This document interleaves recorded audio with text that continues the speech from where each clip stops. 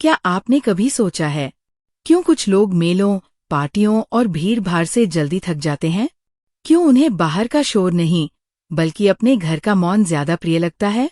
लोग अक्सर कहते हैं, अरे, ये तो अंतर्मुखी है, अकेलापन पसंद करता है।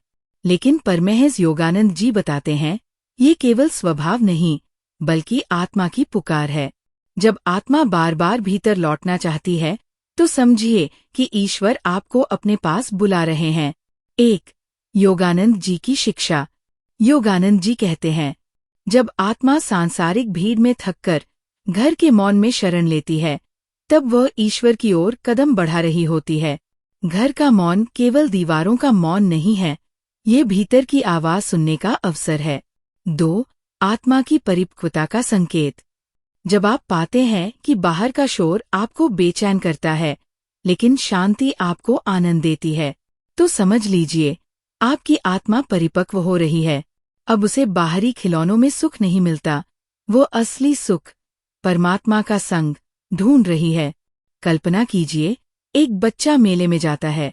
वहाँ खिलौने, रोशनी, संगीत, सब कुछ है।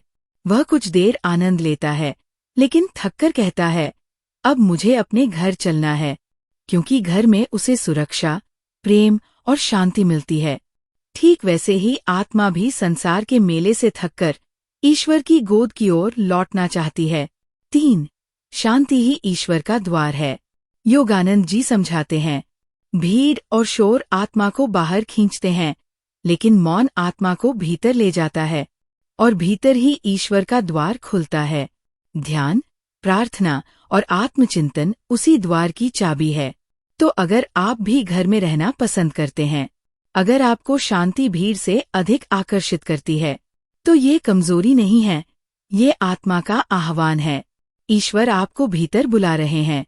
आज से जब भी आप मौन में बैठें, तो समझ लीजिए कि आप अपने असली घर, परमात्मा की गोद, परमात्मा के प्रेम, आशीर्वाद की ओर बढ़ रहे हैं।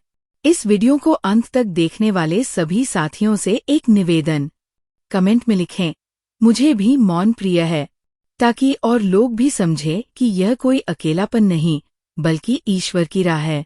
Thank you.